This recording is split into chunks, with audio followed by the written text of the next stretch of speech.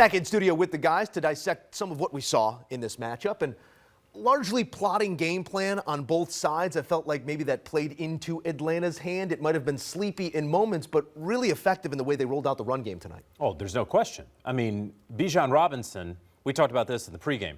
They are going to go as he goes. We can talk about Michael Penix Jr., and he's the franchise. We can talk about this defense led by Raheem Morris and Jeff Ulbrich, the defensive coordinator. But Bijan Robinson is as important to the Atlanta Falcons, I would say, as Saquon Barkley is to the Philadelphia Eagles, as Christian McCaffrey is to the San Francisco 49ers. What we saw last year, almost 1,900 yards from scrimmage from Bijan Robinson quietly, just 2,000 yards basically that he got last year. Well, what we saw tonight, about 170 scrimmage yards for Bijan, that carried this team. Otherwise, it's a kick fest, and no one necessarily cares. But Bijan Robinson made this game entertaining and made the Atlanta Falcons a winner. And the thing about watching Bijan Robinson do what he does, it looks so easy for him. It's a smooth ordeal in terms of his efficiency and how productive he is. And the first person rarely gets him down.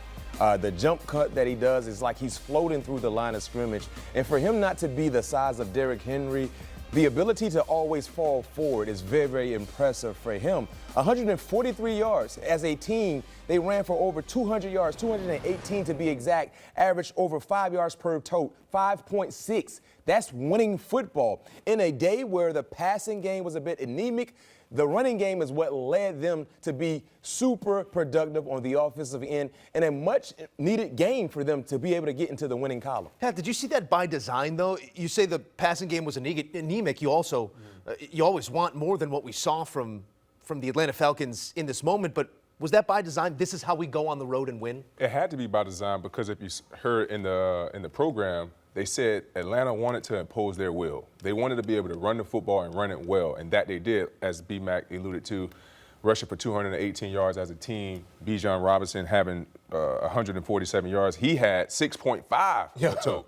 So every time he touched it, it was almost a first down. And another thing that I love about this win for Atlanta, the way their young guys played on the defensive line and in the back end. They played really, really well today. Hopefully that can carry over some momentum throughout the rest of the season. Jalen Walker, the 15th overall pick, finishes with 2 tackles and a sack. James Pierce Jr., 26th overall, 2 tackles and a half sack. Xavier Watts, 96th overall, 2 tackles and an INT. Billy Bowman Jr., 118th overall, 4 tackles and an interception. When you get that sort of production from the youth, it tells you something about the coaching as well. The coaching and the ability to identify talent. Terry Fontenot was very, very aggressive in this past draft. You talk about drafting Jalen Walker in the first round and then trading back into the first round to go get James Pierce.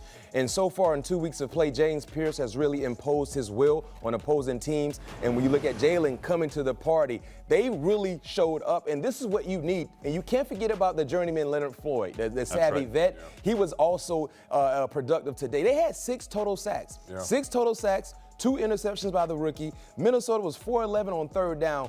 It was very, very difficult for J.J. McCarthy, and we saw that from start to finish. And we can give a lot of the praises to Bijan Robinson in the running game, but we cannot forget the defensive side as well because they played stout football in critical moments of this ball game. And we're finally, for the Atlanta Falcons, talking about a pass rush, actually seeing a pass rush, right? It's been 10 years. You got to go back to John Abraham. I mean, it's really, honestly, I mean, I'm not even joking. It really has been a decade since the Atlanta Falcons had a pass rush. They poured so many resources into it. You talk about the first-round pick and then trading back up into the first to make sure that they got 2 along with Leonard Floyd. I think that's an astute observation. They've needed that pass rush because any other team, any other quarterback knows we can just sit back here and we can pick you apart. There's A.J. Terrell, and then there's whoever else that you have on the other side. A.J. Terrell, of course, left this game with a hamstring, something that we'll have to monitor. But this is a new-look Falcons team, finally, for the first time in a long time. A little bit of pass rush, obviously complemented by the run game as they outrush the Vikings in this one, 218-78. Dominant in this type of ball game. That's going to be a path to victory more times than not. Just to close the book here on Bijan Robinson, 2,500-plus rushing yards and 1,000-plus receiving yards happens in his 36th career game, second fastest amongst active players behind only Saquon Barkley, who did it in 1 fewer game. He's on that pace. He's looking eye to eye with what we consider the best in the business. On the other side of this one, guys, it's J.J. McCarthy trying to do an encore off the fourth quarter he had, but it looked a lot more like those first three quarters against Chicago in this one. 2 interceptions. In total, he's now 24 of 41, 3 total touchdowns, 3 interceptions through 2 games. Pat, when you take a look at what he struggled with tonight, where do you point the finger? With accuracy. Accuracy and putting the ball where it needs to go. We saw in a break, him and Kevin O'Connor had a conversation, and Kevin was telling him, you need to go through your progressions. I don't know if the game was moving too fast for him or whatever the case may be, but tonight wasn't JJ night. He didn't have that fourth quarter magic that he had in that Chicago Bears game. So I think it's definitely going to be some learning curves for him. It's going to be some growing pains, but this team still believe in J.J. McCarthy. That stat line for J.J. McCarthy, 11 of 21, 158, 0 touchdowns, 2 interceptions, it doesn't tell the whole tale. Right. He looked a lot worse than that, right? I mean, we just saw in the highlights there how he was dribbling the football one time. You talk about confidence. It seemed like he not only was he not seeing the field very clearly, but someone who has such bravado like J.J. McCarthy, when he was actually taking the snap, I didn't see that confidence. I saw it on the sideline when he's going around and dapping everybody up and kind of playing the role, but I didn't see it when he had the football in his hands. This was and has been, he's had 7 bad quarters as a professional football player. He had 1 good quarter and wound up beating your Chicago Bears. I don't think I have to remind you of that. You just did. I don't know that is going to be the norm for him. I'm willing to give grace to somebody who, again, has only played 8 quarters of professional football in his entire career, who is ostensibly a rookie. But while he is 1-1, he has played like he should be 0-2. It's going to take some time, and there are going to be growing pains. But we were talking a little bit upstairs. Guys who have been in the room, you receive a young man like that when he says those things, where would you rather be than right here, right now, when they make the comeback in Chicago? That can fall flat when you're not making the plays on the back end of that. What is that for a rookie to come into a room and have that sort of bravado and then not be able to deliver on it in a moment like this? Well, you love it because it shows the maturation process that he's already going through. But then you also need to help the young rookie, right? Because tonight he got sacked 6 times. There were another 3 or 4 sacks that he had to evade because of his athletic ability. So if you want to see J.J. McCarthy be a better J.J. McCarthy, why not help the young rookie out? They couldn't run the football. They couldn't protect him. One of the greatest quarterbacks of our era is Pat Mahomes. We just saw him months ago in the Super Bowl look like a pedestrian because his offensive line wasn't doing what? Protecting him. Yeah. That's the ultimate goal in terms of being successful, having an offensive line that can at least protect the quarterback, especially you have a young quarterback making his 2nd start. You know what happened in the fourth quarter? They did a better job in protecting him. He found his rhythm. From start, Atlanta got after him. They never made him feel comfortable, and that made him rush. It made him press to try to make things happen, and then they were one-dimensional. Yeah. So, yes, we're talking about the struggles. He has to be better. But if you want to see your quarterback be better, I don't care if there's experienced guy, rookie, whatever the case may be, future Hall of Famer, you have to protect him at some point in time.